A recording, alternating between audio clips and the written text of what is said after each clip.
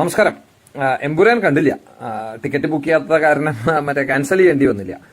എന്തായാലും വലിയ വിവാദങ്ങളിലൂടെയാണ് ആ സിനിമ കടന്നു പോകുന്നത്. അപ്പൊ അതിനെപ്പറ്റി പറയുന്നതിന് മുമ്പ് ഇന്ന് എമ്പുരാന്റെ അണിയറ പ്രവർത്തകരായിട്ടുള്ള മോഹൻലാലും മുരളി ഗോപി അതുപോലെ ആന്റണി പെരുമ്പാവൂരൊക്കെ സിനിമ 100 കോടി കളക്ഷൻ നേടി 100 കോടി ക്ലബിലെത്തി എന്നൊക്കെ പറഞ്ഞിട്ട് പോസ്റ്റ് ഇട്ടിട്ടുണ്ടായിരുന്നു. 2 ദിവസമായിട്ടുള്ള സിനിമ ഇറങ്ങിയിട്ട്.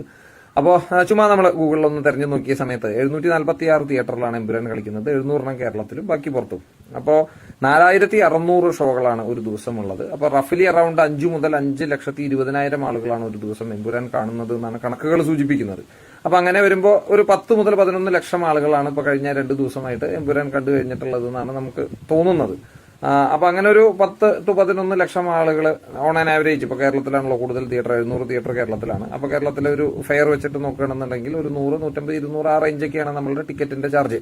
അപ്പൊ അങ്ങനെ ആവറേജ് ആയിട്ട് ഒരു 150 രൂപ വേണ്ട 200 രൂപ ഹയർ സൈഡിൽ എടുത്താൽ തന്നെ ഒരു 20 to 25 കോടി രൂപ കളക്ഷനെ 2 ദിവസം കൊണ്ട് എല്ലാ ഷോയും ഹൗസ്ഫുൾ ആയിട്ട് എല്ലാ തിയേറ്ററിലും റിലീസ് ചെയ്ത എല്ലാ തിയേറ്ററിലും ഓടിയാൽ തന്നെ കളക്ഷൻ വരാൻ പാടുള്ളൂ. അങ്ങനെയാണ് ആ ഒരു മാത്തമാറ്റിക്സ്. നമ്മുടെ പണ്ട് ചാക്കോ മാഷ് സ്ഫടികത്തിൽ പറഞ്ഞ പോലെ ഈ തോമ കണക്ക് പഠിക്കാൻ വളരെ മോശമായിരുന്നു. അപ്പൊ ഈ കണക്ക് പഠിക്കുന്ന കാര്യത്തിൽ മോശമായ തോമേനെയാണ് ചാക്കോ മാഷ് തള്ളി പറഞ്ഞത്. അപ്പൊ മോഹൻലാൽ ആ ഒരു തോമയുടെ സ്റ്റാൻഡേർഡിലേക്കൊക്കെ താന്നു പോയോ എന്ന് തോന്നുന്നു. കാരണം 20-25 കോടി രൂപയുടെ ഒരു കണക്ക് വരാൻ സാധ്യതയുള്ള ഒരു സ്ഥലത്ത് 100 കോടി രൂപ എത്തി എന്നൊക്കെ പറയുന്നത് ആരെ പറ്റിക്കാനാണ് അല്ലെങ്കിൽ ആരുടെ കണ്ണിൽ പൊടിയിടാനാണ് എന്നുള്ളത് നമ്മൾ വലിയ ഗൗരവത്തോടു കൂടിയിട്ട് ചിന്തിക്കേണ്ട ഒരു വിഷയമാണ്. കാരണം 80 കോടി രൂപ അല്ലെങ്കിൽ എവിടുന്നാണ് ഇവർക്ക് കളക്ഷനായിട്ട് വന്നത് എന്ന് അവർ തന്നെ വെളിപ്പെടുത്തേണ്ടതാണ്. അപ്പോൾ സാമാന്യ ബുദ്ധിക്ക് അല്ലെങ്കിൽ ബേസിക് മാത്തമാറ്റിക്സിന് നോക്കുമ്പോൾ ഒരു 20 തൊട്ട് 25 കോടി രൂപ വരെ കളക്ഷൻ നേടാൻ സാധിക്കുന്ന അല്ലെങ്കിൽ അത്തരത്തിലുള്ള ഒരു സ്കോപ്പുള്ള ഒരു സ്ഥലത്ത് 100 കോടി എത്തി എന്നുള്ളത് അവിശ്വസനീയമായിട്ടുള്ള കാര്യമാണ്. അപ്പൊ ഈ സിനിമാക്കാരുടെ ഒരു കാര്യം എടുത്ത് നോക്കി കഴിഞ്ഞു കഴിഞ്ഞാൽ അവർ ഈ 1-2 അല്ലെങ്കിൽ വളരെ തുച്ഛമായിട്ടുള്ള സിനിമകൾ അഭിനയിക്കുമ്പോഴേക്കും 1.5 കോടിയുടെ ഡിഫൻഡർ അല്ലെങ്കിൽ 2 കോടിയുടെ ബെൻസ്, വലിയ വില്ലകള് അല്ലെങ്കിൽ അത്തരത്തിലുള്ള സംവിധാനങ്ങളിലേക്ക് എങ്ങനെയാണ് ഇവർക്ക് എത്താൻ സാധിക്കുന്നത്? അത് വലിയ ആക്ടേഴ്സിന്റെ കാര്യത്തിലൊക്കെ ഓക്കെ. ഇപ്പൊ മോഹൻലാൽ പോലത്തെ ആൾക്കാർ എന്നൊക്കെ പറഞ്ഞാൽ 10-30 വർഷങ്ങളായിട്ട് അല്ലെങ്കിൽ മമ്മൂട്ടി പോലത്തെ സുരേഷ് ഗോപി പോലത്തെ ആൾക്കാർ എന്നൊക്കെ പറഞ്ഞാൽ 10-30 വർഷമായിട്ട് ഇൻഡസ്ട്രിയിൽ ഉണ്ട് എന്ന് വിചാരിക്കുക. അതല്ലാതെ ഇപ്പോ പൊട്ടിമുളച്ച വളരെ തുച്ഛമായിട്ടുള്ള സിനിമകൾ അഭിനയിച്ച് കഴിയുമ്പോഴേക്കും 3-4 സിനിമയ്ക്ക് കഴിയുമ്പോഴേക്കും ഇത്തരത്തിലുള്ള കോടിക്കണക്കിന് രൂപയുടെ കാറും ബംഗ്ലാവും മറ്റുള്ള ജീവിത സൗകര്യങ്ങളും ഇൻവെസ്റ്റ്മെന്റുകളും വലിയ വലിയ റിസോർട്ടുകളും ഒക്കെ സ്വന്തമാക്കുന്ന തലത്തിലേക്ക് ഇവർക്ക് എവിടെ നിന്നാണ് പണം വരുന്നത് എന്നുള്ളത് നമ്മൾ വളരെ ഗൗരവമായിട്ട് ചിന്തിക്കേണ്ട ഒരു വിഷയമാണ്. അപ്പൊ അങ്ങനെ ആ ഒരു ആംഗിളിൽ ചിന്തിക്കുമ്പോഴാണ് ഈ എമ്പുരാൻ പോലെയുള്ള സിനിമകളിൽ കാട്ടിക്കൂട്ടുന്ന ചെറ്റത്തരങ്ങൾ അല്ലെങ്കിൽ രാജ്യവിരുദ്ധമായിട്ടുള്ള ചില നരേറ്റീവുകൾ സൃഷ്ടിക്കുന്നതിന് എന്തെങ്കിലും തരത്തിലുള്ള മോണിറ്ററി ബെനിഫിറ്റ് ഇവർക്ക് കിട്ടുന്നുണ്ടാവും എന്നുള്ള ഒരു അസംഷനിലേക്ക് നമുക്ക് എത്താൻ സാധിക്കാം. ഇപ്പോ ഗോദറ വിഷയം വലിയ ചർച്ചയാക്കിയത് ഏതാണ്ട് 23 വർഷങ്ങൾക്ക് ഇപ്പുറം ഗോദറ വിഷയം വീണ്ടും ചർച്ചയാക്കുകയാണ് എമ്പുരാൻ ചെയ്തതെന്നാണ് എന്റെ ഒരു അഭിപ്രായം. ആ ഒരു കർസേവയ്ക്ക് പോയി മടങ്ങി വന്നിരുന്ന രാമഭക്തരായിട്ടുള്ള 59ഓളം ആളുകളെ ചുട്ടരിച്ചു കൊന്ന ആ ഒരു ഇവന്റ് അത് ഒരു പക്ഷേ ഞാനൊക്കെ ഇതിന്റെ ഗുജറാത്ത് കലാപത്തിന്റെ സീരീസ് ഓഫ് വീഡിയോസ് ചെയ്തിട്ടുള്ളതാണ്. അപ്പോൾ ആ ഒരു സമയത്തൊന്നും ആളുകൾക്ക് ഒട്ടും ഇൻട്രസ്റ്റ് ഉണ്ടായിരുന്ന ഒരു വിഷയമായിരുന്നില്ല ഇത്. ഈ ഗോദറ എന്താ പറയുക ട്രെയിൻ ദുരന്തം എന്ന് പറയുന്നത് ഞാനൊക്കെ വീഡിയോ ചെയ്യുന്ന സമയത്ത് അതൊക്കെ 100-ൽ താഴെ ആൾക്കാർ മാത്രമാണ് കണ്ടത്. ആൾക്കാർക്ക് തീരെ ഇൻട്രസ്റ്റ് ഉണ്ടായിരുന്നില്ല ഇതൊക്കെ കേൾക്കാനായിട്ട്. ഏതാണ്ട് 59ഓളം വരുന്ന അതിലും 25ഓളം വരുന്ന സ്ത്രീകള് ഒരു അക്ഷരം പോലും പുറത്തു പറയാൻ പറ്റാതെ ഒന്ന് പുറത്തേക്ക് ഓടാൻ പറ്റാതെ അവര് ഇരുന്നിരുന്ന സ്ഥലത്ത് നിന്ന് ആ ഫുൾ തീയെ ദേഹം വിഴുങ്ങി തീരുന്നത് വരെ അതിന്റെ നീറൽ അനുഭവിച്ച് മരിക്കേണ്ടി വന്നു എന്നുള്ളതാണ് ആ സംഭവത്തിന്റെ ഏറ്റവും പൈശാചികമായിട്ടുള്ള ആംഗിള്. അപ്പൊ ഒന്ന് ആലോചിച്ച് നോക്കും, നമ്മുടെ ദേഹത്തെ ഒരു തീപ്പെട്ടിക്കൊള്ളി ഉരയ്ക്കുമ്പോൾ തെറിക്കുന്ന ഒരു പൊരി വീഴുന്നാൽ പോലും നമുക്ക് സഹിക്കില്ല. അങ്ങനെയുള്ള സമയത്ത് ദേഹമാസകലം ദേഹത്തിന്റെ 100% ഏരിയയിലും തീയെ വന്ന് പൊള്ളി അതിങ്ങനെ അത് അറിഞ്ഞുകൊണ്ട് വെന്തുരുക്കി മരിക്കേണ്ടി വന്ന ഒരു 59 ആൾക്കാരുടെ ആത്മാവ് അവരോട് നമുക്ക് നീതി കാണിക്കാണ്ട് പറ്റില്ല. കാരണം അത് അവരുടെ ഇഷ്ടത്തിന് അല്ലെങ്കിൽ അവരുടെ അശ്രദ്ധ കൊണ്ടുണ്ടായ ഒരു സംഭവമല്ല.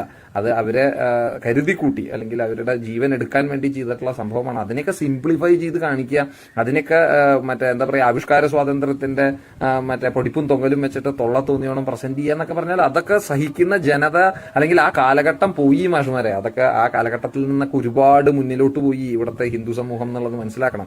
അപ്പോൾ അതിന്റെ ആഫ്റ്റർ എഫക്ട് നിങ്ങൾക്ക് വരും ദിവസങ്ങളിൽ മനസ്സിലാവുമെന്ന് തോന്നുന്നു. അപ്പോൾ എന്റെ ഒരു റിക്വസ്റ്റ് എന്ന് പറയുന്നത് പറയുന്നത് ഈ സിനിമാക്കാർ പുറത്തുവിടുന്ന കണക്കുകൾ കൃത്യമായിട്ട് പരിശോധിക്കുന്ന ഒരു സംവിധാനം നമ്മുടെ നാട്ടിൽ ഉണ്ടാവണം. അപ്പൊ അങ്ങനെ വന്നാൽ ഈ 100 കോടി 10 കോടിയും 15 കോടിയുമായിട്ട് മാറുന്ന കാഴ്ച നമുക്ക് കാണാൻ പറ്റും.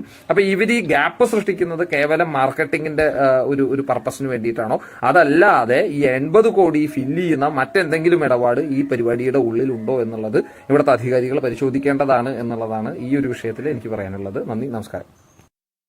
ലാലേട്ടനൊക്കെ ഇതുപോലെ പച്ചക്കള്ളം പറയുന്ന ഒരു സംഭവം നമ്മുടെ കേരളത്തിലെ ജനങ്ങളെ അങ്ങോട്ട് പറ്റിച്ചങ്ങോട്ട് വിഴുങ്ങിക്കളയാന്നാണ് കരുതിയത്.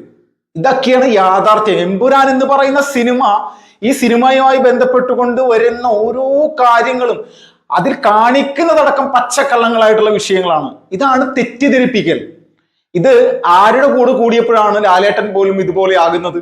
ഈ പൃഥ്വിരാജ് എന്ന് പറയുന്ന വ്യക്തിയുടെ കൂടെ കൂടിയ സമയത്താണ് ഈ പറഞ്ഞ ഈ കേരളത്തിൽ ഏറ്റവും കൂടുതൽ ആരാധകരുള്ള ഒരു സിനിമാ താരം ഇതുപോലെ തരം താഴുന്നതിന്റെ പ്രധാനപ്പെട്ട ഒരു പോയിന്റ് ആണ് ഇവർ ഈ പ്രചരിപ്പിക്കുന്ന 100 കോടിയായി 100 കോടിയായി എന്നൊക്കെ പറഞ്ഞിട്ട്.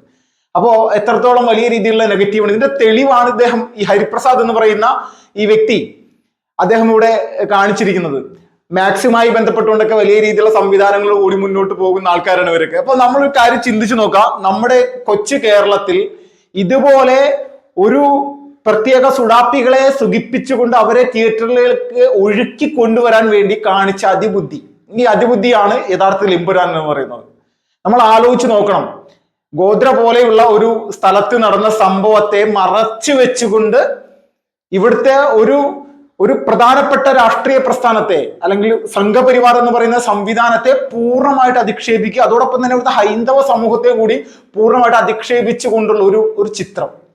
ഇതിൽ പെരുത്ത് വേറെ ഒന്നും പറയാനില്ല. ഈ 59 പേർ മരണപ്പെട്ട വിഷയത്തിൽ അവരുടെ ജീവനോ അല്ലെങ്കിൽ അവരുടെ അവകാശങ്ങൾക്കോ അവരുടെ ഈ പറയുന്ന ആ വേദനക്കോ ഇതിനൊന്നും തന്നെ 20 കുട്ടികളാണ് അതിൽ വെന്തു മരിച്ചത്. 59 പേര് മരിച്ചതിൽ 23 ആണുങ്ങളും 15 സ്ത്രീകളും 20 കുട്ടികളുമാണ്. നമ്മൾ ചിന്തിച്ചു നോക്കണം എത്രത്തോളം വലിയ രീതിയിലുള്ള ഒരു വിഷമം ഇവർ അനുഭവിച്ചിട്ടുണ്ടാകും.